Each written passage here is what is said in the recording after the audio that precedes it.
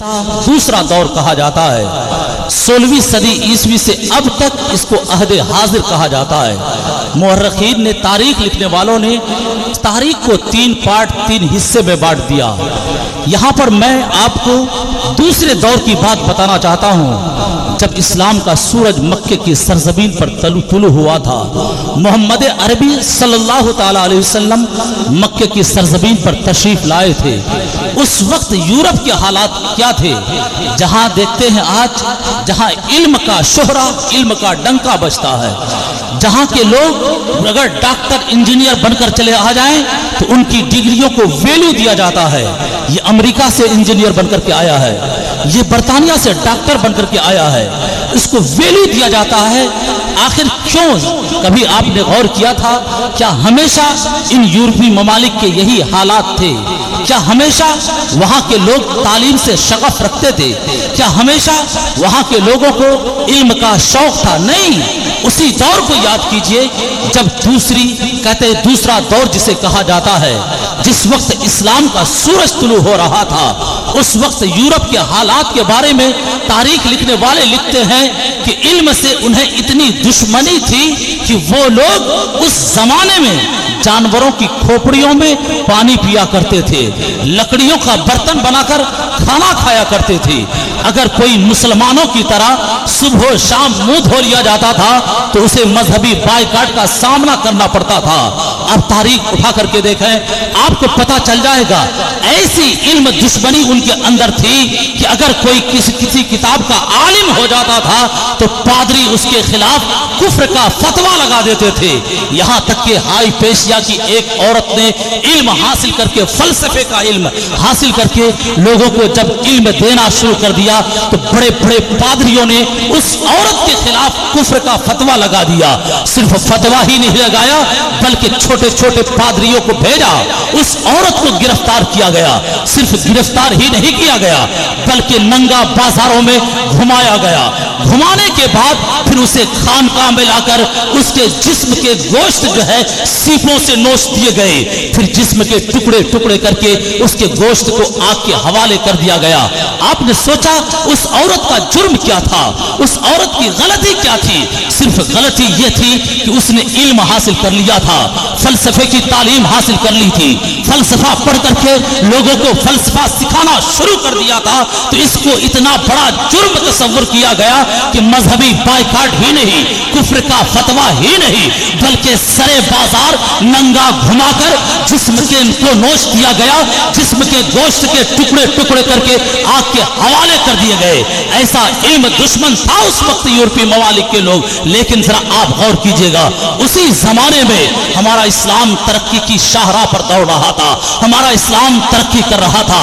آخر ان لوگوں نے سوچا تھا کہ کم مدت میں اسلام ترقی کیوں کر رہا ہے، اسلام پھیل کیوں رہا ہے، اسلام ترقی کی شاہراہ پر گامزن کیوں ہے؟ تو وہ لوگ اس نتیجہ پر پہنچے تھے علم ہی ایک ایسی دولت ہے جس کی بنیاد پر اسلام پھیل رہا ہے، علم ہی ایک ایسا ہتھیار ہے جس کی بنیاد پر اسلام کامیابی کی شاہراہ پر دوڑ رہا ہے۔ تو ان لوگوں نے مذہبی بائیکاٹ کی پرواہ نہیں کی بلکہ مشرقی ممالک کا سفر کرنا شروع کر دیا، اسلامی ممالک کی لائبریریوں کو دیکھنا شروع کر دیا، وہاں سے مخطوطے اٹھائے، وہاں سے کتابیں لی، اس کے بعد اپنے ملک لے کر کے گئے، وہاں لائبریریاں قائم کی، ہمارے مخطوطے، ہمارے نسخے، ہمارے مسودے کو لے کر اپنی لائبریریوں میں بسا کر اپنے لوگوں کو علم سکھانا شروع کیا۔ نتیجہ یہ ہوا کہ ہماری ہی کتابوں کو پڑھ کر کے آج وہ بہترین عالم بنتے نظر آتے ہیں، کوئی بہترین ڈاکٹر بنتا نظر آتا ہے۔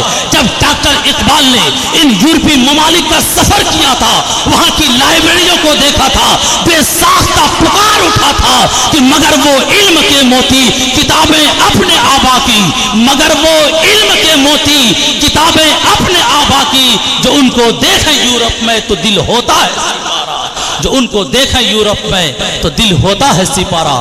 अब गौर कीजिए, वो दौर था कि यूरोप जहालत में डूबा हुआ था, यूरोप तारीकी की जिंदगी गुजार रहा था, लेकिन इस्लाम से ही उन्होंने इल्म की रोशनी ली कि इस्लाम जो उरूज हासिल कर रहा है इल्म की बुनियाद पर हासिल कर रहा है। इसलिए हमारे ममालिक का उन्होंने सफर किया, हमारी किताबें ली, अपनी लाइब्रेरियों की जीनत बनाई, फिर पढ़ना लिखना शुरू किया। तो वो लोग आजकल डॉक्टरेट की डिग्री देते हैं, इंजीनियर बनाते हैं। सिर्फ यही नहीं बल्कि अपने इल्म की बुनियाद पर आज वो अपना लोहा मनवाते हैं, हमें अपना गुलाम बनाते हुए नजर आते हैं। कभी आपने इस चीज पर गौर किया है?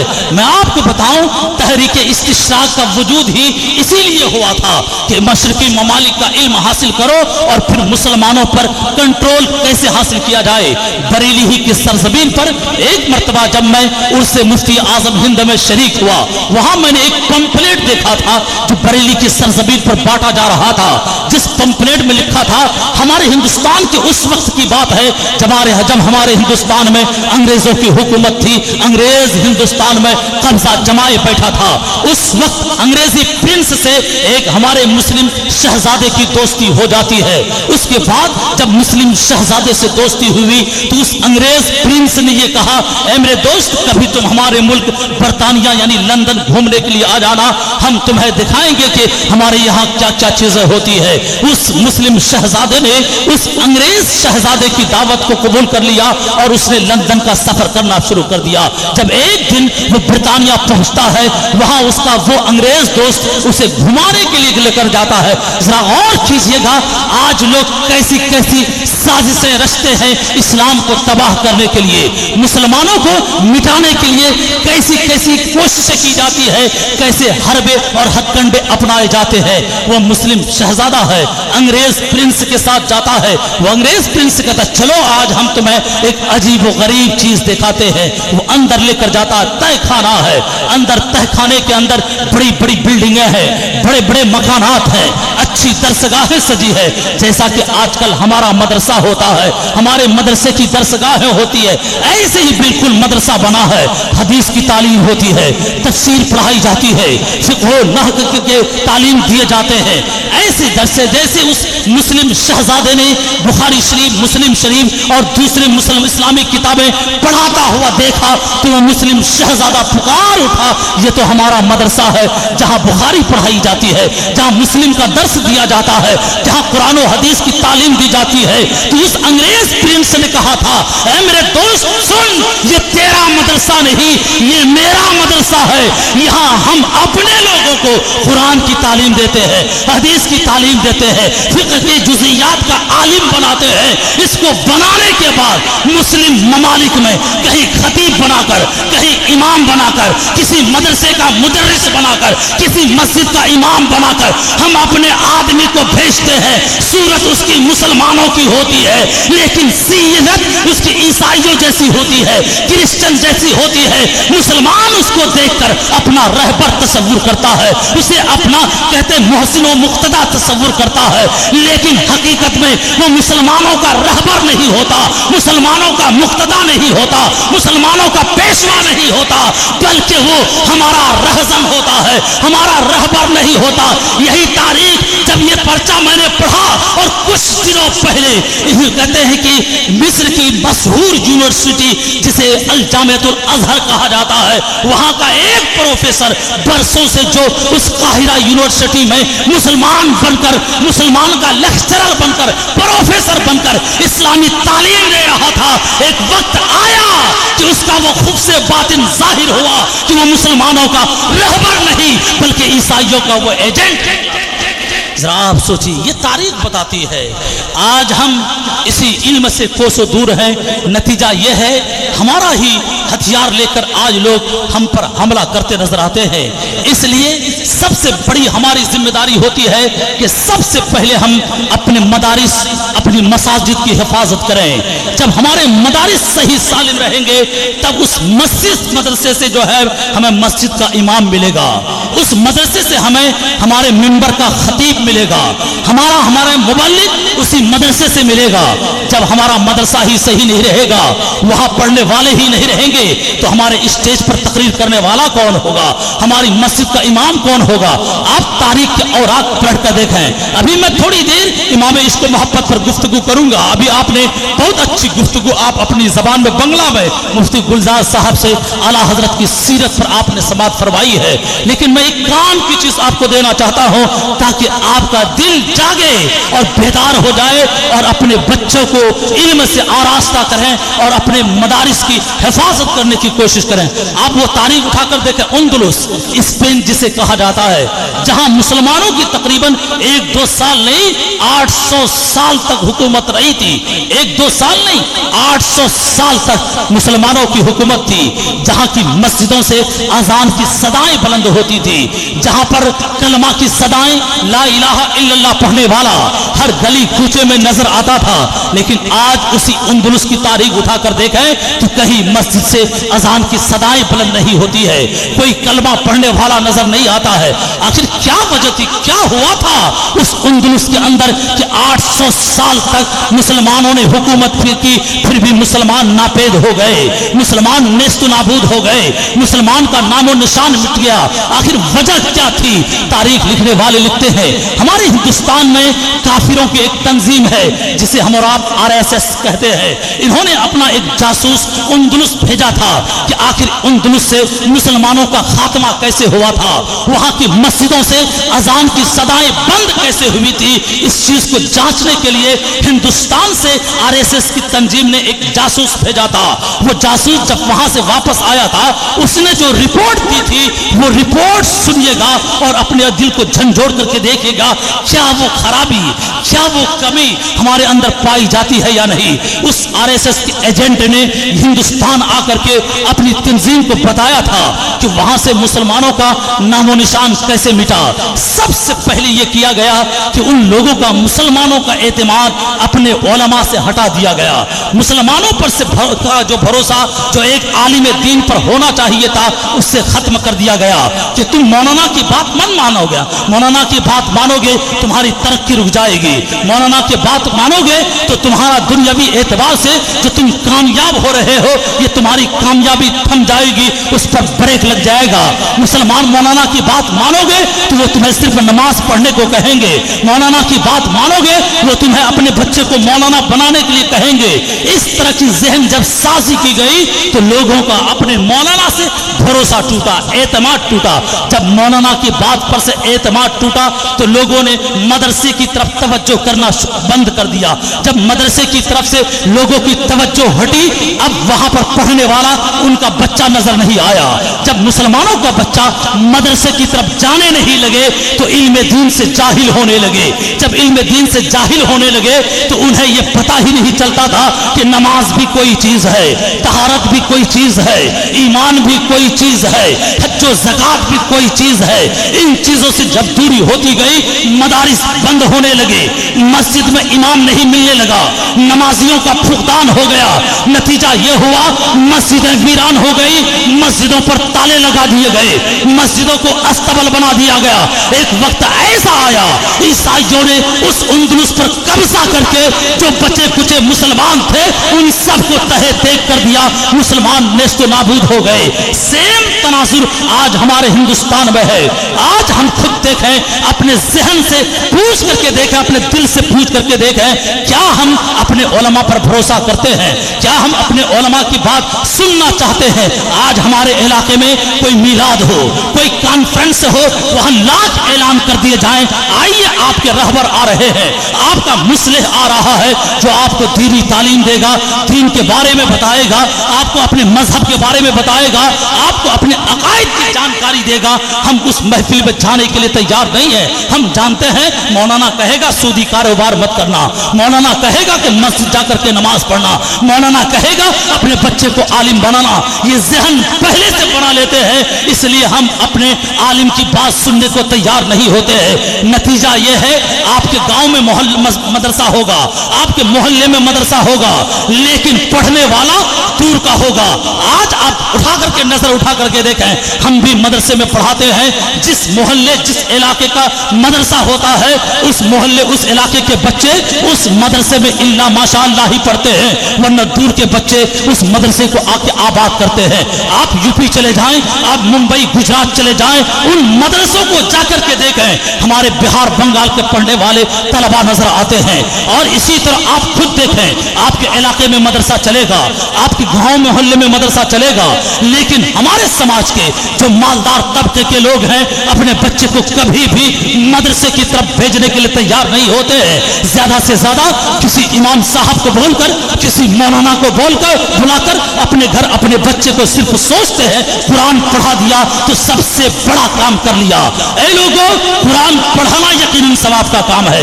قرآن کے ایک حرف پر 10 نیکیاں ملتی ہے, یقیناً یہ حق ہے. لیکن قرآن صرف پڑھ لینا کمال نہیں ہے, بلکہ قرآن کا جانکار بننا یہ کمال ہے. جب ایک بچہ قرآن کو اس کے معنی اور مفاہیم کے ساتھ پڑھے گا تب نہ جھمسے گا کیا حلال ہے کیا حرام ہے, کیا جائز ہے کیا ناجائز ہے, کس چیز کے تعلق سے ہمارا عقیدہ کیسا ہونا چاہیے.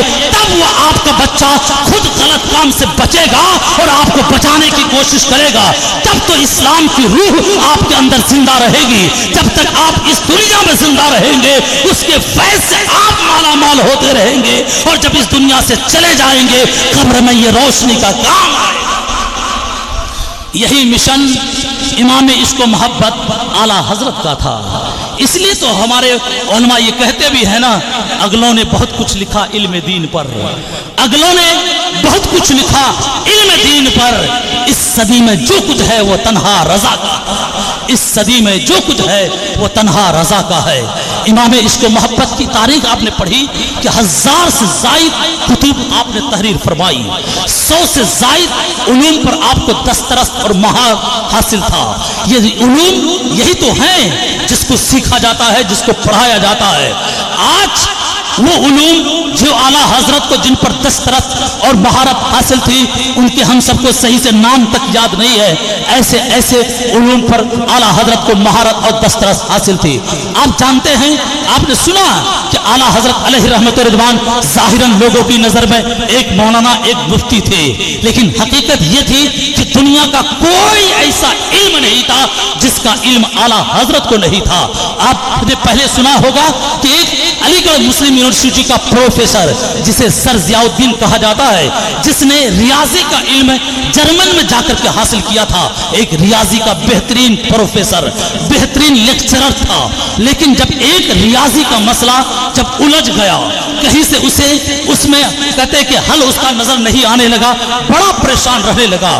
اس نے یہ ارادہ کیا چلو جرمن چلتے ہیں, جس یونیورسٹی سے میں نے اس ریاضی کی ڈگری حاصل کی ہے وہی جا کر کے میں اس مسئلے کا حل نکالوں گا. لیکن اسی علی گڑھ مسلم یونیورسٹی کے اندر سید سلیمان اشرف بہاری رحمت اللہ علیہ دینیات کے پروفیسر تھے. جب اس نے پروفیسر سر ضیاء الدین کو پریشان دیکھا, پوچھا کہ معاملہ کیا ہے, انہوں نے کہا کہ ریاضی کا ایک مسئلہ الجھ گیا ہے. تو اس پروفیسر سید سلیمان اشرف بہاری نے مشورہ دیا کہ بریلی میں ایک مولانا ہے جسے احمد رضا خان کہا جاتا ہے, آپ ان کے پاس چلے جائیے. پروفیسر کو تھوڑا غصہ آیا. آج کل بھی جو اسکول کالج کے اچھے پروفیسر ہیں نا, وہ مولوی کو کوئی بھاؤ ہی نہیں دیتا, یہ مولوی ہے کیا جانے گا, اس مولوی جو ہے کچھ بھی نہیں ہے. لیکن ذرا آپ سوچئے گا, آج کل کے بھی مولوی اتنے اچھے جانکار ہوتے ہیں, کہتے ہیں اسکول میں پڑھے لوگوں سے زیادہ اچھی انگلش بولتے ہیں, اس سے زیادہ اچھی ہندی جانتے ہیں. ایسے اس لیے کبھی بھی کسی کو کمتر سوچنے کی کوشش مت کیجیے گا. ان مولویوں پر انبیاء کرام کا فیضان ہے, وہ انبیاء کرام جس کے بارے میں اللہ نے قرآن میں فرمایا تھا وَعَلَّمَ آدَمَ الْأَسْمَاءَ كُلَّهَا, کہ اللہ نے حضرت آدم کو تمام چیزوں کے نام کا علم دیا تھا. صاحب جلالین نے فرمایا تھا حَتَّى الْقَصْعَ وَالْقُصَيْعَ, یہاں تک کہ بڑی پیالی کو کیا کہا جاتا ہے, چھوٹی پیالی کو کیا کہا جاتا ہے, ان ساری چیزوں کا علم اللہ نے حضرت آدم کو دیا تھا. انہی کے وارث تو علماء ہیں. یہ وراثت منتقل ہوتی آ رہی ہے, وہ انگریزی ہو کہ کوئی اور زبان ہو, इन सारी जबानों का इल्म आलिम को होता है। ये जरूरी नहीं कि सारे आलिम को हो, लेकिन हर आलिम को हल्के में मत लीजिएगा। जरा आप सोचिए, उन्हीं आलिमों में से एक आलिम अहमद रजा की जात है। पहले प्रोफेसर सर जियाउद्दीन को तो गुस्सा आया, क्या मौलाना सुलेमान क्या बात करते हैं, ये रियाजी का मसला मैंने विदेश से डिग्री ली है, मुझसे हल नहीं हो रहा है, वो मौलवी हल करेगा। आप खामोश हो गए। कुछ दिनों के बाद फिर परेशान देखा, कहा चले जाइए भाई, बरेली चले जाइए। फिर उन्होंने गुस्से में कहा, यार फिर तुम ऐसी बात करते हो, एक मौलवी क्या रियाजी का मसला हल करेगा। लेकिन अब जरा गौर कीजिए, जब तीसरी मर्तबा सैयद सुलेमान अशरफ बिहारी ने कहा, अरे ठीक है आप जर्मन चले जाना, लेकिन जरा सोचो अलीगढ़ से बरेली कितना दूर है, ट्रेन जाती रहती है, 2-4 घंटे का रास्ता है, पहले आप जाइए उनसे मिल लीजिए, उसके बाद अगर मसला हल नहीं होगा तो जर्मन चले जाना। जब ये मशवरा दिया गया, प्रोफेसर सर जियाउद्दीन के समझ में बात आ गई, चलो चलते हैं देख लेते हैं, उस मौलवी को भी आजमा लेते हैं। चला गया बरेली की सरजमीन पर। असर के बाद का वक्त है। आला हजरत का मामूल था हमेशा कि असर के बाद आप जो है मस्जिद के बाहर एक खास जगह थी, वहां बैठते थे, वहां पर ऐलान आम होता था, जिसको भी जिस मसले की जरूरत है आए वो इस्तिफ्सार करें, पूछें। तो आला हजरत अपनी मस्जिद से निकलते हैं। उसके बाद प्रोफेसर सर जियाउद्दीन मिलते हैं, सलाम व कलाम होता है। कहते हैं हुजूर अलीगढ़ से आया हूं, एक मसला है। आला हजरत ने फरमाया कि जरा बयान किया जाए। उन्होंने कहा हजरत कोई मसला आम मसला नहीं है, चलते फिरते हल हो जाएगा, चलिए कहीं बैठते हैं, बैठ करके वो मसला हल करते हैं। आला हजरत ने फरमाया जरा बताइए तो सही मसला क्या है, कुछ उसकी सूरत तो बयान कीजिए। जैसे ही उन्होंने सूरत बयान की, आला हजरत ने फिल बदी वही खड़े खड़े उस मसले का हल बताया। प्रोफेसर सर जियाउद्दीन कहते हैं मुझे बड़ा ताज्जुब हुआ, उनका तशफ़ी बख्श जवाब सुनकर मुझे ऐसा लग रहा था कि ये मौलवी अहमद रजा इसी मसले पर मुताला कर रहे हो, इसी मसले पर उनकी नजर थी। अरे मैंने इल्मे लदुन्नी के बारे में सुना था, आज मैंने देख लिया कि इल्मे लदुन्नी भी कोई इल्म करता है। जरा सोचिए, ये आला हजरत की जात है।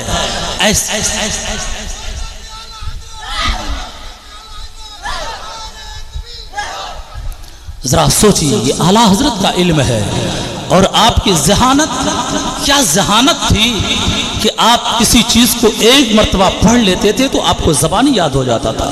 आपके हिफ्ज़ कुरान का अंदाज भी यही था कि कोई एक पारा पढ़ करके सुना देता, आप दोबारा उसको सुना दिया करते थे। ये आपकी क़ुव्वत हाफ़िज़ा का आलम था।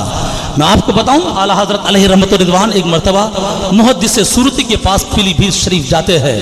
वहाँ पर जब दोनों में गुफ्तगू शुनीद होती है तो उसमें एक किताब का तज़किरा आता है, जिस किताब का नाम है अल उक़ूद अद-दुर्रिया फ़ी तनक़ीह अल-फ़तावा अल-हामिदिया। उस किताब का तज़किरा आता है तो आला हजरत की लाइब्रेरिया में बहुत सारी किताबों के ज़खायर मौजूद थे। हर साल नई नई किताबें खरीदी जाती थी, लेकिन इत्तेफाक की बात कहिए कि आला हजरत की लाइब्रेरी में ये किताब मौजूद नहीं थी। तो आला हजरत अलैहि रहमत व रिज़वान ने मुहद्दिस सूरती से फरमाया ज़रा ये किताब मुझे दे दीजिएगा, मैं मुताला करूँगा। मुहद्दिस सूरती ने कहा ठीक है, ये किताब आप ले लें। लेकिन उसके बाद एक जुमला उन्होंने कहा था, जब मुताला हो जाए तो इसे वापस फरमा दीजिएगा, इसलिए कि आपके पास तो किताबें बहुत है, मेरे पास कुछ गिनी चुनी किताबें हैं। आला हजरत का बरेली वापस होने का इरादा था, लेकिन कुछ मुरीदीन का इसरार हुआ, दावत हुई, आप वही ठहर गए। जरा आज हम लोग अपनी जिंदगी देखें और इमाम इश्क मोहब्बत की जिंदगी देखें। आज हमें थोड़ा सा वक्त मिल जाता है, इस वक्त को अपने काम में लगाने के बजाय हम लायानी काम में मसरूफ हो जाते हैं। आज हमें थोड़ा सा वक्त मिल जाए, खास तौर पर हमारे मदारिस के अंदर जुमेरात का दिन आ जाए, ऐसा लगता है कि ईद का दिन आ गया है। हम लोग, आप लोग ही नहीं, हम लोग भी इस दौर से गुजरे हैं। खास तौर पर टीचिंग दौर में भी हम लोगों को भी, जैसे और दिनों में ईशा के बाद मगरिब के बाद बच्चों को पढ़ाने के लिए मुताला करना पड़ता है, लेकिन जैसे ही जुमेरात का दिन आया, जुमा को छुट्टी रहेगी, चलो आज स्टाफ बैठ करके कुछ गुफ्तगू कर लेते हैं, ये अंदाज हमारा बना रहता है, इसलिए कि जुमा को पढ़ाना नहीं है। लेकिन जरा देखिए उस मुजद्दिद आज़म की कैफियत, उस मुजद्दिद आज़म की हालत कि आप जब उस दिन पीली भीत में ठहर जाते हैं, उस रात में उस फतावे की किताब जिसको कहा गया कि अल-उक़ूद-उद-दुर्रिया फी तनक़ीहिल फतावल हामिदिया, 2 ज़ख़ीम जिल्दों में मुश्तमिल ये किताब, रात भर में आला हजरत ने पूरी किताब पढ़ डाली। सिर्फ पढ़ी ही नहीं बल्कि लिखने वालों ने लिखा है उन दोनों जिल्दों पर फहरिस्त नहीं थी, आला हजरत ने मुताला भी कर लिया, आखिर के सतर में सफ़े में सारी फहरिस्त भी तैयार कर दी। सुबह मलिकुल उलमा के हाथ, अल्लामा ज़फ़रुद्दीन बिहारी मलिकुल उलमा जिन्हें कहा जाता है, उनके हाथ से वो किताबें मुहद्दिस सूरती को वापस भिजवा दी। जब मलिकुल उलमा उस किताब को लेकर के मुहद्दिस सूरती की बारगाह में जाते हैं तो उस वक्त मुहद्दिस सूरती को थोड़ी कहते हैं कि तकलीफ महसूस होती है, थोड़ा कबीरा खातिर होते हैं, कहीं आला हजरत को मेरी बात वो तकलीफ तो नहीं दे गई जो मैंने कहा था कि पढ़ करके वापस कर दीजिएगा। इसलिए मुहद्दिस सूरती है उस किताब को लेते हैं और आला हजरत को रवाना करने के लिए खुद वो आते हैं उस किताब को लेकर, और आला हजरत की बारगाह में अर्ज गुजार होते हैं कि हुजूर कहीं तकलीफ तो नहीं हो गई कि जो मैंने ये कह दिया था कि पढ़ करके वापस कर दीजिएगा। तो आला हजरत ने फरमाया नहीं, ऐसी कोई बात नहीं थी, बरेली ले जाने का इरादा था लेकिन कल यहाँ ठहरना हो गया। अल्हम्दुलिल्लाह रात भर में मैंने दोनों जिल्दों का मुताला भी कर लिया, सिर्फ मुताला ही नहीं किया बल्कि महीने 2 महीने तक किताब की इबारत सतर हूबहू याद है। जब भी किसी फतवा लिखने की जरूरत पड़ेगी बगैर किताब के मदद के सफा सतर तहरीर कर दिया जाएगा और जिंदगी भर कभी इसका मफहूम ज़हन से निकल नहीं पाएगा। ये आला हजरत की ज़हानत थी। जरा आप सोचिएगा कितनी बड़ी ज़हानत। खुद मुहद्दिस आज़म फरमाते हैं कि एक मसला आप फरमाते हैं कि मैंने हिसाब का इल्म जो है मैं स्कूली तालीम मैंने हासिल की थी, स्कूल से मैं पढ़ा लिखा था, इसलिए हिसाब मेरा बड़ा मजबूत था। इसलिए जब मैं आपकी बारगाह में था और कहते हैं कि फतवा नवीशी का काम करता था तो फराइज के जितने मसले आते थे आला हजरत मेरे हवाले कर दिया करते थे, इसलिए कि हिसाब यानी रियाजी का इल्म मेरा अच्छा था और फराइज के मसले में हिसाब की ज़रूरत पड़ती है। तो मुहद्दिस आज़म फरमाते हैं कि आला हजरत फराइज के मसाइल मेरे हवाले करते थे, लेकिन इत्तिफाक की बात है एक मरतबा आला हजरत ने मेरे ज़िम्मे एक फराइज का मसला तो दिया लेकिन मसला मुनासखा का था और 15 बतनों का था। मुनासखा का मसला 15 बतनों का, यहाँ तक कि आखिरी मूरिस तक पहुँचते पहुँचते 100 से ज़ायद वरसा की तादाद हो जाती है।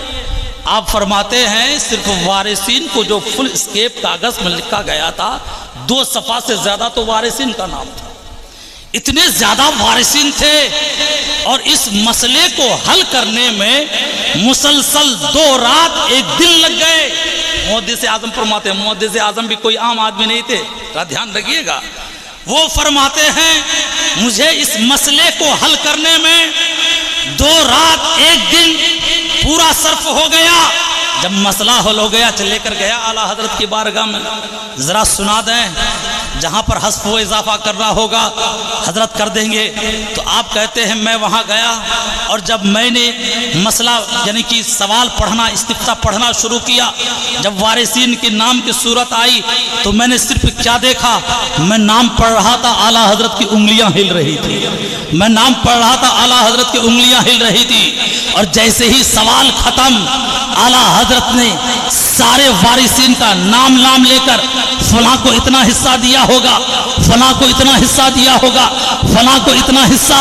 मुहद्दिस आज़म फरमाते हैं मैं बड़ा ताज्जुब में पड़ गया, जिस मसले को हल करने में 2 रात 1 दिन लग जाए, फिर मैंने उस मसले को लिखा सिर्फ अल इह्या में जितने वारिसीन थे अगर मैं सिर्फ उनको शुमार करता तो बगैर उस सवालों जवाब को देखकर मैं उन वारिसीन का नाम शुमार नहीं कर सकता था, लेकिन वाहरे मेरे आला हजरत की जात सिर्फ मेरी जबान से सुना था। इह्या हो के मैयत सबके नाम आपने हूबहू सुनाया और सबके हिस्से तक भी बता डाले। ये आला हजरत की ज़हानत थी। یہ آپ کے قوت حافظات ہے کہ ایک مرتبہ آپ سن لیتے تھے تو کبھی اس کا ظہور نہیں ہوتا تھا. اس لیے ان کا بیان ہے کہ ہم لوگ طاق میں رہتے تھے, ہم لوگ سب ساتھی ہمیشہ مشورہ کرتے رہتے تھے. آج کوئی سخت مسئلہ آ جائے جن کا جزیہ اعلیٰ حضرت سے پوچھیں گے, اعلیٰ حضرت کہیں گے آج نہیں کل اس کا جواب دوں گا, یا یہ نہیں کہ کتاب دیکھوں گا. لیکن ان کا محدث اعظم ہند کا کہنا ہے کبھی بھی ایسی صورت نہیں آئی, ایسا موقع پیش نہیں آیا کہ ایسی صورت آئی ہو کہ اعلیٰ حضرت نے کہا تھا کل جواب دیں گے یا کتاب دیکھ کر کے جواب دیں گے, بلکہ ہم لوگ تلاشتے رہتے, جزیہ ملتا نہیں. لیکن امام عشق و محبت فرماتے یہ کوئی نیا مسئلہ نہیں, یہ تو پرانا مسئلہ ہے. صاحب فتح القدیر نے فتح القدیر کے فلاں حصے میں فلاں سفر فلاں سطر میں لکھا ہے. صاحب رد المحتار نے رد المحتار کے فلاں صفحے میں لکھا ہے. صاحب عالمگیری نے عالمگیری کے فلاں صفحے فلاں سطر کے اندر لکھا ہے. آپ فرماتے ہیں ہم بڑے تعجب میں پڑ جاتے جب ان کتابوں کو اٹھاتے, بہو ویسے ہی ملتا, سطر بھی وہی رہتی, صفحہ بھی وہی رہتا, عبارت بھی وہی رہتی جو مجدد اعظم کی زبان سے نکلتا تھا. یہ تعجب ہوتا تھا. ایک حافظ صرف قرآن کو رٹتا رہتا ہے, پھر اس کے سنانے کا اہتمام ہوتا ہے. رمضان قریب آتا ہے, تیاری کی جاتی ہے, کسی کو سنایا جاتا ہے, پڑھا جاتا ہے, پھر بھی اس حافظ کو متشابہ لگ جاتا ہے. پھر بھی وہ ہر حافظ ہر مطبع کی قرآن شریف کے بارے میں نہیں بتا سکتا کہ فلاں مطبع کے فلاں صفحے فلاں سطر میں یہ آیت ہوگی. جس قرآن کے نسخے سے اس نے یاد کیا ہوگا اس نسخے کے بارے میں وہ تو کہہ سکتا ہے اس کے فلاں صفحے میں اتنے سطر میں یہ آیت ہے. لیکن ماہر اعلیٰ حضرت فقہ کی کتابیں الگ الگ ہیں, سب کے جزیات الگ الگ ہیں, سب کی تحریریں الگ الگ ہیں, مطبوعہ الگ الگ ہے, لیکن سب کے صفحہ سطر لائن کے ساتھ آپ کو عبارت یاد ہے اور آپ بیان کرتے جا رہے ہیں. لکھنے والے لکھیں گے کیا؟ چہرے اعلیٰ حضرت کو دیکھتے ہیں, پھر کبھی کتابوں کی طرف دیکھتے ہیں. اعلیٰ حضرت کا چہرہ نہیں وہ بلکہ وہ کھلی کتاب نظر آتا ہوا. سوچئے یہ اعلیٰ حضرت کی ذات ہے جس کو اللہ رب العزت نے یہ کمال حاصل کیا تھا. لیکن یہ کمال پیدا کیوں ہوا تھا؟ بارگاہ نبی کی عطا تھا. میں نے سنا ہے علامہ قاری امانت رسول صاحب نے اپنی کتاب جو اعلیٰ حضرت کی سیرت پر انہوں نے تجلیات امام احمد رضا لکھا ہے, اس میں انہوں نے تحریر فرمایا ہے کہ اعلیٰ حضرت کی عمر صرف 8 سال کی تھی. اس وقت اعلیٰ حضرت علیہ رحمت و رضوان کی آنکھ لگ جاتی ہے. آنکھ لگتی ہے تو آپ کیا دیکھتے ہیں؟ ایک بہت شاندار محل ہے, جس شاندار محل کے دروازے پر مولانا کافی علیہ الرحمہ کھڑے ہیں. اور مولانا کافی نے جب امام عشق و محبت اعلیٰ حضرت کو دیکھا تو کہا یا احمد رضا ان رسول اللہ صلی اللہ علیہ وسلم فی ہذہ الدار فادخل وزروہ صلی اللہ علیہ وسلم. اے احمد رضا, اس محل کے اندر, اس مکان کے اندر اللہ کے محبوب علیہ السلام تشریف فرما ہے, آپ جائیے ان کی ملاقات کر لیجئے, ان کی زیارت کر لیجئے. اعلیٰ حضرت فرماتے ہیں میں اس محل میں داخل ہوا تو میں نے کیا دیکھا؟ میرے محبوب کے عہد طفلی کا دور ہے, بچپنے کا دور ہے, اور آقا علیہ السلام اپنی والدہ کے گود میں سر رکھے ہیں. اتنے میں جب میں داخل ہوا تو میرے محبوب کائنات نے اپنے اس غلام کو دیکھا تو آقا علیہ السلام فرماتے ہیں میرا احمد رضا آ گیا, میرا احمد رضا آ گیا. اس کے بعد جب اعلیٰ حضرت اس دربار سے واپس آتے ہیں, مولانا کافی سے کہتے ہیں یا کافی لقد زرت رسول اللہ صلی اللہ علیہ وسلم, اے کافی یقیناً میں نے آقا علیہ السلام کی زیارت. 8 سال کی عمر میں جس انسان کو آقا علیہ السلام کی زیارت نصیب ہوئی ہو, وہ آقا علیہ السلام جب اعلیٰ حضرت کا وصال ہو تو مرقد انور کے اندر جن کا انتظار کرتے نظر آئے, وہ اعلیٰ حضرت.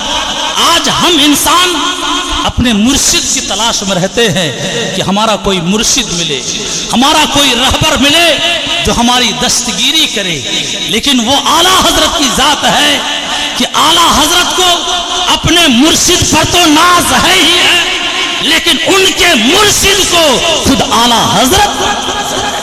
اس لیے تو آل رسول احمدی میاں نے کہا تھا زندگی میں نے جو کچھ بھی کیا، لیکن مجھے احمد رضا کے ملنے سے پہلے یہ فکر ستاتی تھی کہ اگر بروز محشر رب نے پوچھ لیا اے آل رسول احمدی تو میرے لیے کیا لایا ہے، کیا پیش کروں گا، یہ سوچ کر میں متفکر رہتا تھا. لیکن جب میرے سلسلے ارادت میں احمد رضا آ گیا، اب مجھے کوئی فکر نہیں. اب اگر مولا پوچھے گا اے آل رسول احمدی تو کیا لے کر کے آیا ہے، عرض کر دوں گا لایا ہوں، عرض کر دوں گا لایا ہوں احمد رضا.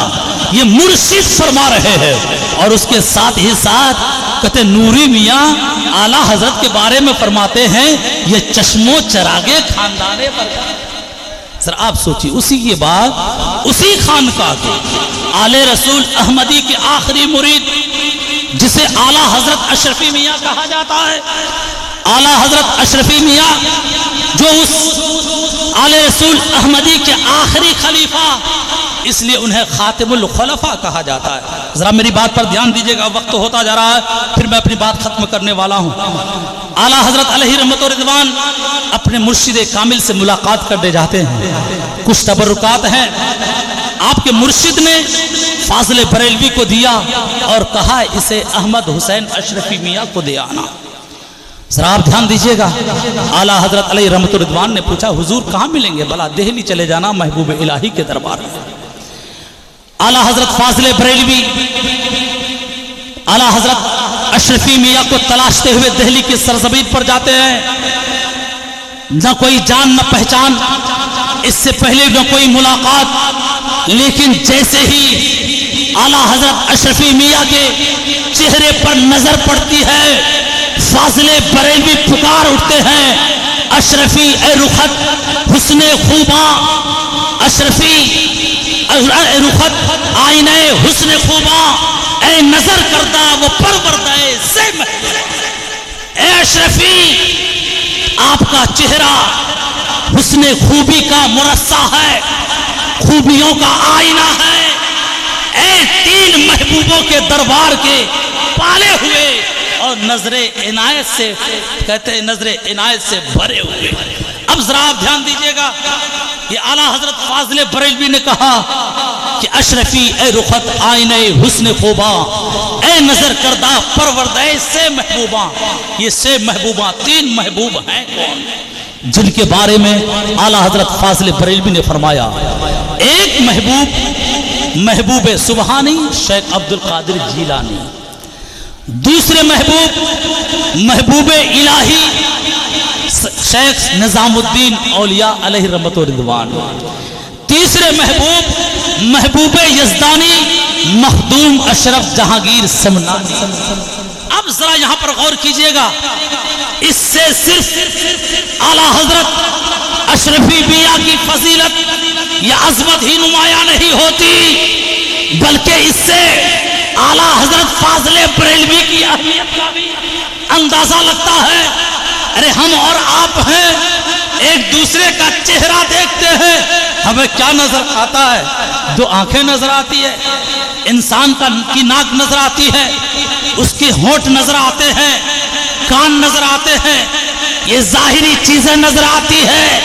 لیکن اعلیٰ حضرت فاضل بریلوی جب انہوں نے اشرفی میاں کا چہرہ دیکھا، انہیں صرف آئینہ، انہیں صرف آنکھیں نظر نہیں آئی، انہیں صرف ناک نظر نہیں آئی، انہیں صرف ہونٹ نظر نہیں آئے، انہیں صرف کان نظر نہیں آیا، یہ ظاہری صورت نظر نہیں آئی، بلکہ اس چہرے کے اندر بزرگان دین کی جو عنایت تھی، بزرگان دین کا جو کرم تھا، بزرگان دین کا جو فیضان تھا، وہ امام عشق و محبت کو نظر آ رہا ہے. امام عشق و محبت کو یہ نظر آنا یہ اس بات کی دلیل ہے جہاں اعلیٰ حضرت اشرفی میاں اپنے فضل و کمال میں بے کمال ہیں، بے قد بے مثال ہیں، وہی اعلیٰ حضرت فاضل بریلوی بھی اپنے اس کمال میں وہ بھی لاجواب ہیں۔ اس لیے تو انہوں نے پہچان لیا کہ تین محبوبوں کی عنایت کا توجہ اعلیٰ حضرت اشرفی میاں کی ذات ہے۔ ولی را ولی می شناس، ولی ولی ہی تو پہچانتا ہے۔ اور وہ محبوب الہی کا دربار اعلیٰ حضرت خود فرماتے ہیں، آپ کے والد محترم نے ایک کتاب لکھی ہے جس کا نام احسن الوعاء لآداب الدعا ہے، جس میں تقریباً آپ نے یعنی کہ مولانا نقی علی خان رحمۃ اللہ علیہ نے 22 مقامات کا ذکر کیا ہے جہاں پر انسان جا کر دعائیں مانگے تو دعائیں رد نہیں ہوتی، لیکن اعلیٰ حضرت علی رحمۃ الرضوان نے اپنے والد محترم کی کتاب پر حاشیہ لگایا جن کا نام آپ نے رکھا ہے ذیل المدعا لأحسن الدعا۔ اس کتاب میں آپ نے تقریباً 20 اور مقامات کا اضافہ کیا، تقریباً 42 مقامات آپ نے ذکر کیے جہاں پر انسان اگر خلوص کے ساتھ دعا کرے وہ دعائیں رد نہیں ہوتی۔ انہی مقامات میں سے ایک مقام اولیاء اللہ کا دربار ہے، اور اعلیٰ حضرت خود اسی کتاب میں اپنا تجربہ بھی تحریر فرماتے ہیں، لکھتے ہیں میں اپنے والد محترم حضرت مولانا نقی علی خان اور علامہ عبد القادر بدایونی جنہیں تاج الفحول کہا جاتا ہے ان کے ساتھ محبوب الہی کے دربار میں گیا، اور جب وہاں پہنچا تو محبوب الہی کے بارے میں آپ سب جانتے ہیں، خانوادہ چشت یعنی سلسلے چشتیہ کے آپ ایک بزرگ ہیں، اور سلسلے چشتیہ میں ہم اور آپ سب جانتے ہیں کہ ان کے وہاں کے مشائخ اعظام قوالیاں سنا کرتے تھے، اور ان کی قوالیاں کیسے ہوتی تھی وہ ہم اور سب جانتے ہیں۔ ان کی قوالیاں کہتے ہیں یہ مزامیر سے خالیاں ہوتی تھی، آج کل کی یہ قوالی نہیں ہوتی تھی جو ہو رہی ہے۔ ان کی قوالی جو سنا کرتے تھے ایسی قوالی ہوتی تھی جن کو سننے کے بعد وجد طاری ہو جاتا تھا، انسان دنیا و ما فیہا سے بے نیاز ہو جاتا تھا۔ اعلیٰ حضرت فرماتے ہیں میں وہاں پہنچا تو میں نے دیکھا کہ موجودہ زمانے کی قوالی ہو رہی تھی، ڈھول باجے کے ساتھ قوالی ہو رہی ہے۔ میرے والد محترم اور تاج الفحول عبد القادر بدایونی صاحب دونوں بغیر کسی ہچکچاہٹ کے مزار شریف کے اندر چلے گئے، لیکن میں وہیں کھڑے ہو کر دل ہی دل میں سوچنے لگا اے محبوب الہی، یہاں تو میں کچھ اپنے دل کی باتیں رکھنے آیا تھا، یہ شور و ہنگامہ میں اپنے دل کی بات کیسے بیان کر پاؤں؟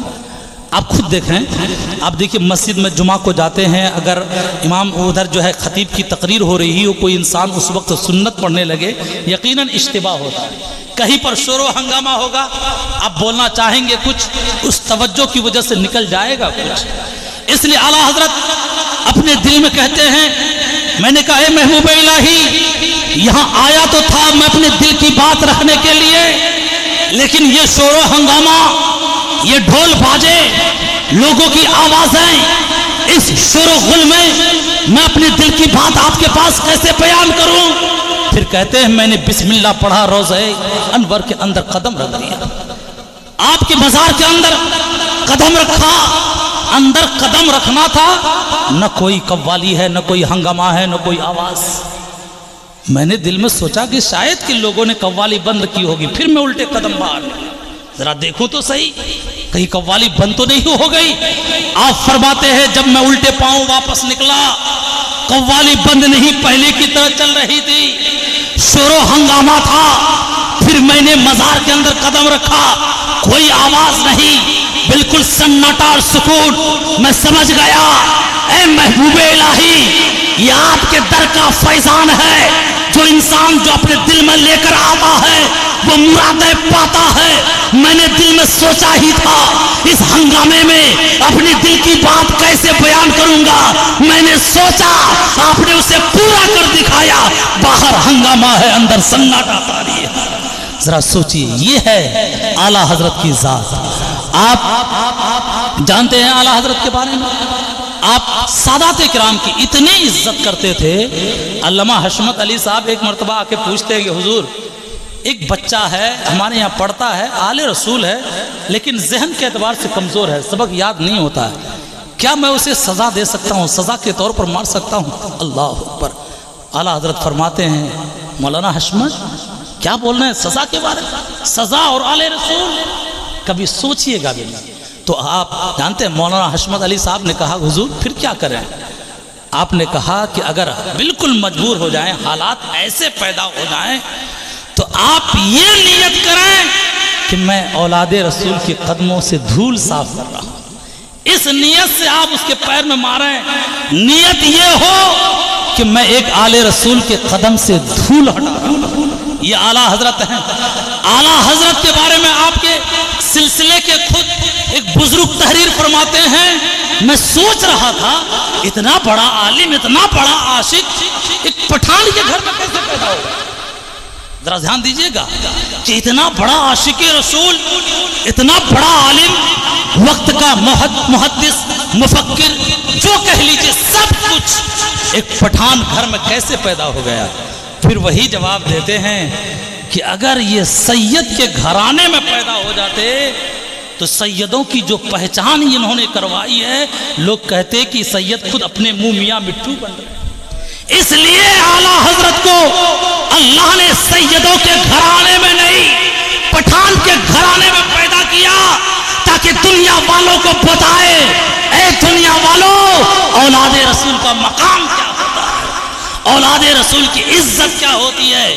اس لیے بریلی کے تاجدار نے کہا اولاد رسول کو ان کے ذاتی مشاغل، ان کے ذاتی کام کی بنیاد پر تم مت پرکھو، بلکہ دیکھو کہ ان کو نسبت کس سے ہے، نسبت کی وجہ سے ان کو پرکھو۔ اس لیے آپ نے فتویٰ دیا کہ ایک آل رسول فاسق بھی ہو جائے تب بھی وہ واجب التعظیم ہوا۔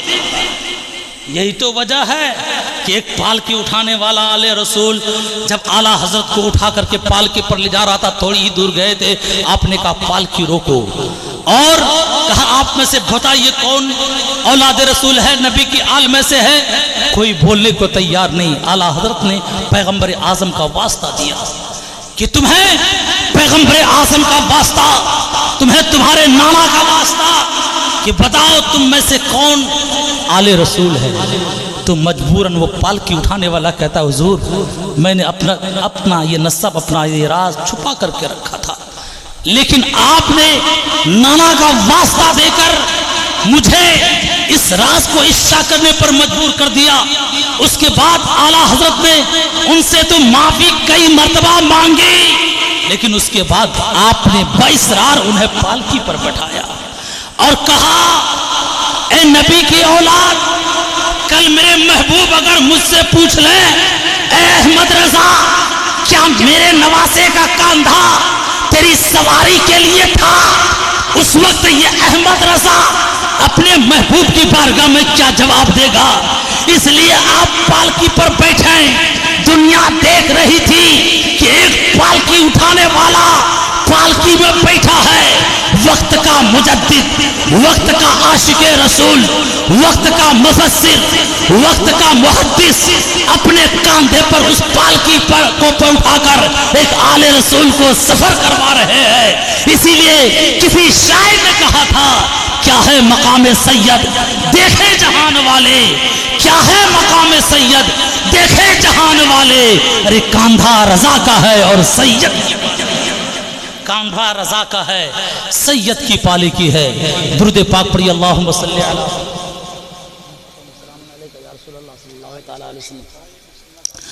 چلیے ماشاءاللہ۔ اب غور کیجئے گا اعلیٰ حضرت علیہ رحمت و رضوان، اب بات جب آ گئی ہے تو میں ایک مسئلے کو حل کر دینا چاہتا ہوں۔ آج کل دیکھیے خاص طور پر اپنے علاقے میں یہ اشرفی رضوی سلسلے کا بڑا کبھی کچھ زمانے میں تنازع تھا، لیکن آج دھیان رکھیے گا اشرفی ہوں کہ رضوی سب ہمارے ہیں، مشرباً کوئی کچھ ہو مسلکاً سب اہل سنت و جماعت۔ یہی وجہ تھی کہ میں نے ایک کتاب میں پڑھا ہے کہ جب اعلیٰ حضرت اشرفی میاں جب ٹرین سے گزرتے تھے، بریلی کی سرزمین سے آپ گزرتے تھے، اعلیٰ حضرت فاضل بریلوی اپنی درسگاہ میں کھڑے ہو، نہ کوئی تار نہ ٹیلی فون کنیکشن دیکھے، اشراق نوری، کہتے ہیں اعلیٰ حضرت فاضل بریلوی اپنی درسگاہ میں کھڑے ہو جاتے اور ادھر اعلیٰ حضرت اشرفی میاں ٹرین میں کھڑے ہو جاتے۔ اعلیٰ حضرت فاضل بریلوی سے کوئی پوچھتا حضور بغیر کسی وجہ کے آپ کھڑے ہو گئے، تو आला हजरत फरमाते थे कि हमारे शहर से एक आले रसूल जा रहे हैं, उनकी ताजीम के लिए मैं खड़ा हो गया। इधर आला हजरत अशरफी मियाँ ट्रेन में खड़े हो जाते, उनसे मुरीद पूछते हुजूर आप बरेली से गुजर रहे हैं, क्यों खड़े हो गए? आप कहते थे एक आलिमे दीन, एक आशिके रसूल मेरी ताजीम के लिए खड़ा हो गया है, इसलिए शफकतन मैं भी खड़ा। ये कनेक्शन था, ये बुजुर्गाने दिन का कनेक्शन। आप देखिए आला हजरत के दरबार के परवरदा मुहद्दिस आजम हिंद है, आला हजरत के दरबार के परवरदा आला हजरत अशरफी मियाँ के साहबजादे अहमद अशरफ मियाँ है, और फिर अहमद अशरफ मियाँ के बेटे जिन्हें सरकारे कला कहा जाता है, हुजूर मुख्तार अशरफ अलैहि रहमतो रिदवान, उनका नाम रखने वाला कोई और नहीं आला हजरत की जात है कि अहमद अशरफ मियाँ ने जब आपके घर लड़का पैदा हुआ, आला हजरत की बारगाह में जाते, हुजूर आपके घर पोता पैदा हुआ है, उसी रिश्ते तलम्मुस की बुनियाद पर आपके घर कोई पोता पैदा हुआ है, जरा नाम तहरीर फरमा दें। आला हजरत ने फरमाया कि मोहम्मद नाम रखने की बड़ी फजीलत है, फिर आपके नाना का नाम है इसलिए पहला नाम मोहम्मद रखा जाए। उसके बाद कहते हैं कि अहमद अशरफुल जिलानी ने अर्ज किया, हुजूर कोई तारीखी नाम रख दिया जाए। आला हजरत ने फरमाया कि कहते हैं कि इनका नाना मुख्तार कौनैन सल्लल्लाहु अलैहि वसल्लम है, इसलिए उनके नाम पर इनका नाम मोहम्मद मुख्तार रख दिया जाए। जब मोहम्मद मुख्तार रखा गया तो आपकी तारीख विलादत जो है सन 1333 हिजरी उससे निकल आती है। उसके बाद जो है कहा गया कि इन आपका ताल्लुक हुजूर मखदूम अशरफ जहांगीर सिमनानी से है, उस निस्बत से उनका नाम मोहम्मद मुख्तार अशरफ रख दिया जाए। तो मोहम्मद मुख्तार अशरफ ये भी तारीखी नाम है, मोहम्मद मुख्तार ये भी तारीखी नाम है। हिजरी के एतबार से मोहम्मद मुख्तार ये तारीखी नाम है, और ईस्वी के एतबार से मोहम्मद मुख्तार अशरफ ये तारीखी। सोचिए ये हमारे दोनों खानवादे का ताल्लुक है। सिर्फ यही तक बस नहीं, बल्कि जब आला हजरत फाजिल बरेलवी का विसाल हुआ, मुहद्दिस आजम हिंद फरमाते हैं कि कछोसा की सरजमीन पर मैं हुजूर आला हजरत अशरफी मियाँ को वजू करा रहा था। इसी दरमियान मैंने देखा कि आला हजरत अशरफी मियाँ अचानक रो रहे हैं, आपके आंखों से आंसू के कतरात निकल रहे हैं। मैंने पूछा हुजूर क्या वजह है, क्या किसी मूजी जानवर ने तकलीफ दे दी, आप अचानक रो रहे हैं? उस वक्त आला हजरत अशरफी मियाँ फरमाते हैं, ए मुहद्दिस आजम, ए मोहम्मद, कहते हैं मुहद्दिस कछोचवी जरा सुनो तो सही, अभी मैंने फरिश्तों के कंधे पर कुतुबुल इरशाद का जनाजा देखा। जरा सुनिए ये किसने कहा? आला हजरत अशरफी मियाँ ने कहा, अभी मैंने फरिश्तों के कंधे पर कुतुबुल इरशाद का जनाजा देखा है। और उस वक्त मुहद्दिस आजम हिंद फरमाते हैं, बरेली से न कोई तार आया था, न कोई खबर आई थी। कुछ देर के बाद जब तार आया कि बरेली में मौलाना अहमद रजा का विसाल हो चुका है। ये बुजुर्गानी दिन के कल्बी ताल्लुकात देखिए, बरेली में आला हजरत का विसाल होता है, कछोचा में आला हजरत अशरफी मियाँ को बगैर किसी ज़ाहिरी वसीले के इत्तिला हो जाती है। सिर्फ इत्तिला ही रही, जब इत्तिला होती है तो आप गम का इजहार करते हुए आंखें अश्कबार होती है। फिर ये भी मुलाहजा फरमाते हैं कि आसमान पर फरिश्ते उनके जनाजे को कांधा पर उठाए जाए। इसी आला हजरत का विसाल जब 25 सफरुल मुजफ्फर सन 1340 हिजरी को मुताबिक 28 अक्टूबर 1921 ईस्वी को बरेली की सरजमीन पर आपका विसाल होता है। जुमा के दिन ऐन जुमा के वक्त हिंदुस्तानी टाइम के मुताबिक 2:38 पर आपका विसाल होता है। अब ध्यान देखिएगा, हुजूर हाफिज मिल्लत अलैहि रहमतो रिदवान का बयान है कि आप कहते हैं मेरे तालीमी अदवार में से सबसे बेहतर दौर वो था जब मैं हुजूर सदरुश शरिया के साथ तकरीबन 9 साल जिंदगी ख्वाजा गरीब नवाज के दरबार जामिया मोइनिया अजमेर शरीफ में मैंने गुजारी थी। ये हमारे तालीमी दौर का सबसे सुनहरा दौर था। आप कहते हैं कि उस जमाने में एक इंसान, एक कहते हैं कि शामी बुजुर्ग वहां पर आता है और वो अपने आने की वजह बयान करता है। وہ وجہ کیا بیان کرتا ہے؟ لکھنے والے لکھتے ہیں، کہتے ہیں کہ بیت المقدس میں 25 سفر المظفر کو اچانک میری آنکھ لگ جاتی ہے تو میں نے دیکھا کہ آقا علیہ الصلوۃ والسلام ہے، صحابہ کا مجمع ہے، ایسا لگتا ہے کہ کسی کی آمد کا انتظار ہو رہا ہے، کسی کا انتظار کیا جا رہا ہے۔ میں نے نبی کی بارگاہ میں عرض کیا، فدا کا امی کہتے ابی و امی یا رسول اللہ، میرے ماں باپ آپ پر قربان ہوں، کس کی آمد کا انتظار کیا جا رہا ہے، کس کا کہتے انتظار ہو رہا ہے؟ میرے آقا فرماتے ہیں میں احمد رضا کا انتظار کر رہا ہوں۔ تو اس شامی بزرگ نے پوچھا تھا کون ہے یہ احمد رضا، کہاں کے رہنے والے ہیں احمد رضا؟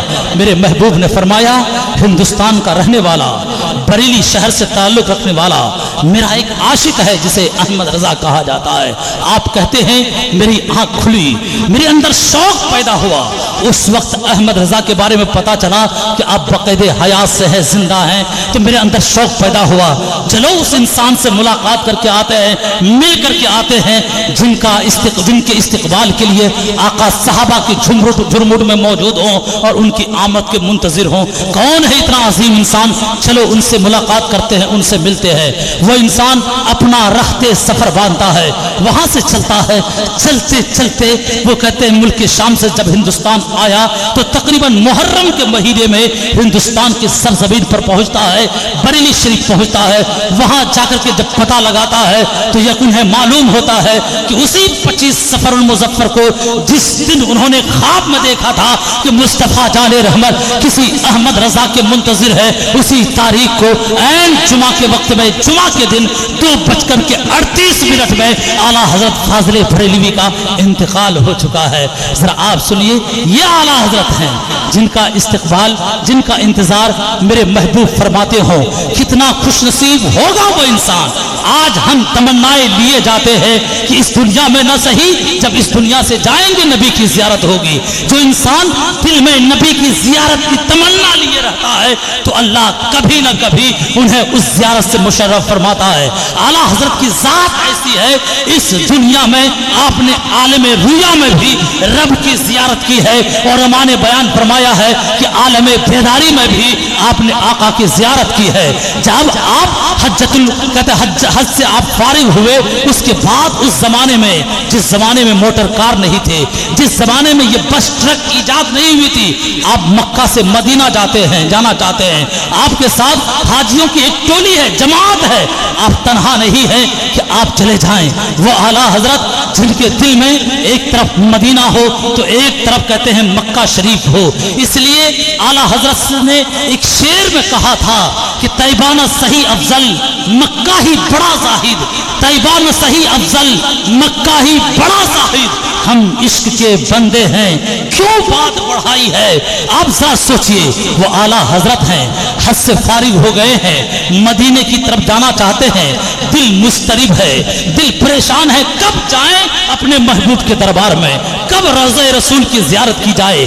تنہا نہیں ہے، حاجیوں کے قافلے کے ساتھ ہے، حاجیوں کی ٹولی ہے، ٹال مٹول ہو رہا ہے، انتظار پر انتظار ہو رہا ہے۔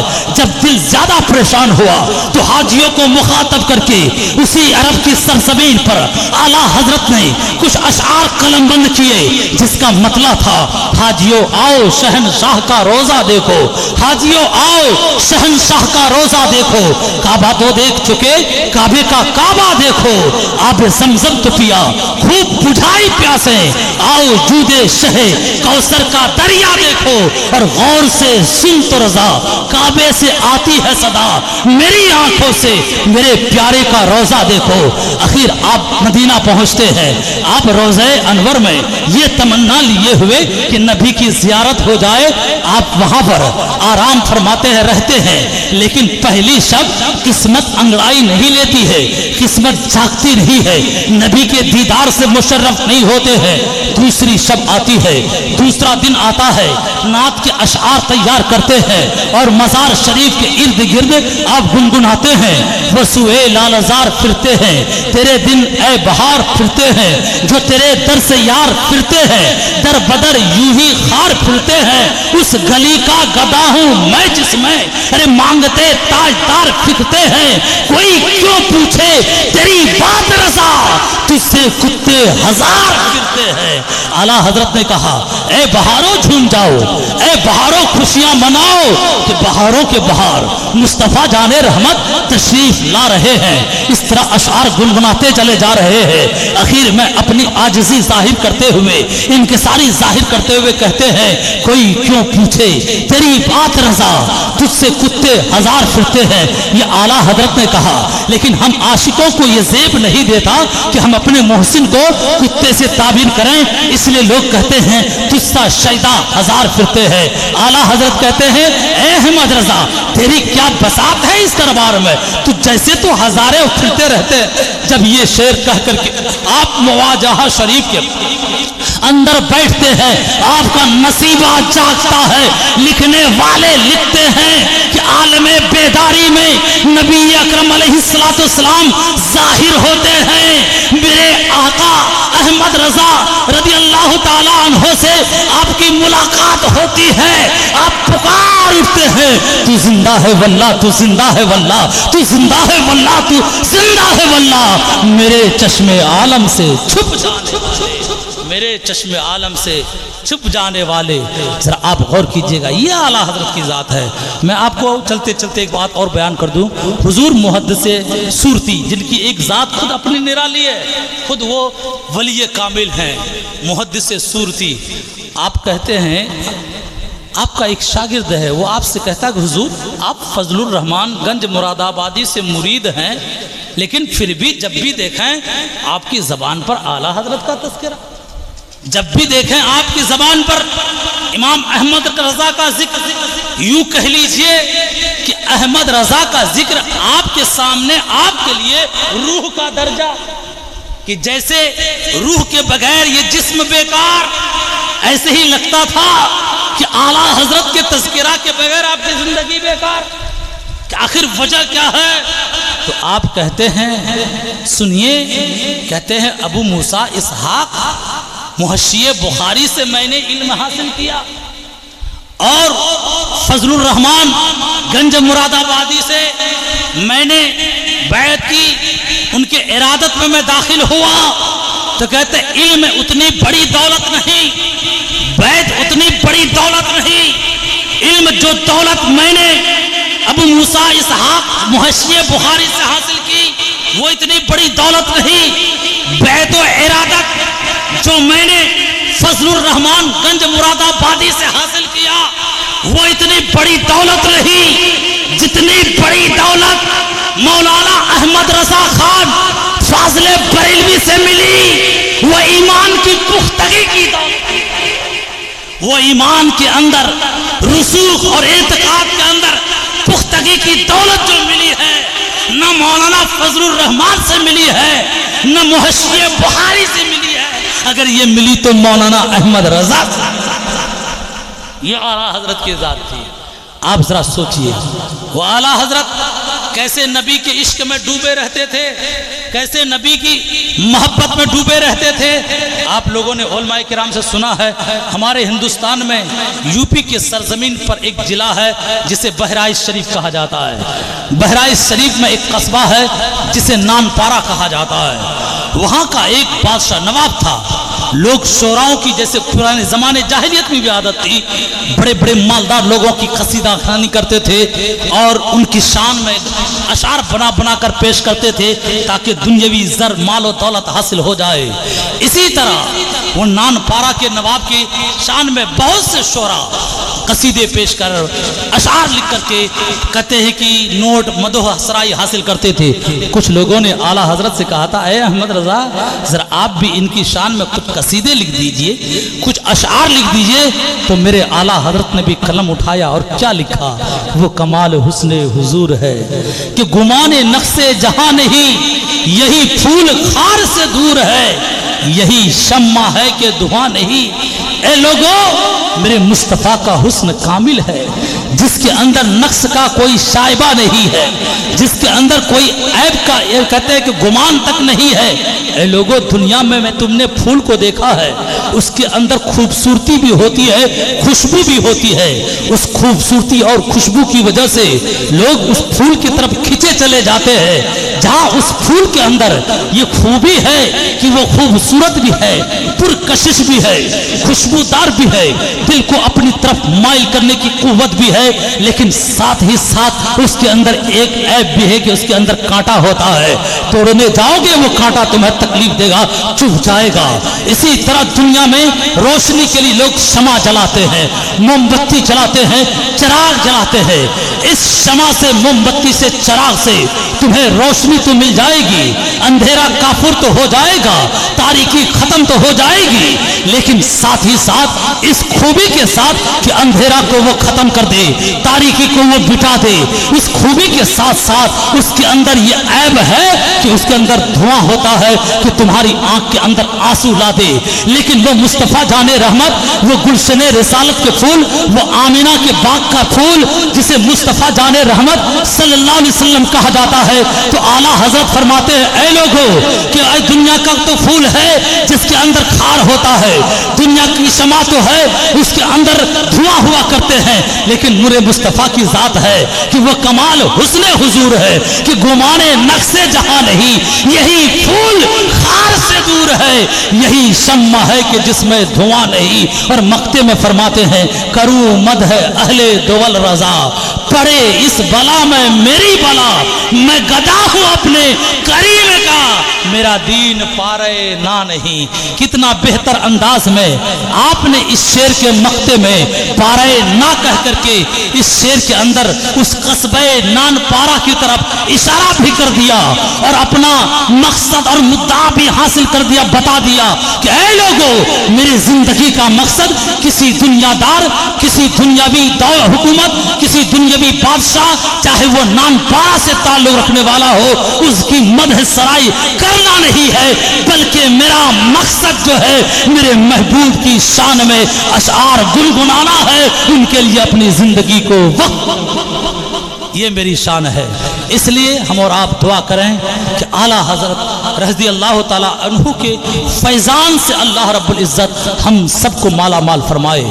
ہم طالبان علوم نبویہ اور یہ وارث علوم انبیاء کو اعلیٰ حضرت کی علم کا چھوٹا سا چھیٹ بھی ہم سب کو نصیب فرما دے، اس لیے کہ ان کے دریا کا ایک قطرہ بھی مل جائے نا، یہ وقت کا امام مل جائے گا۔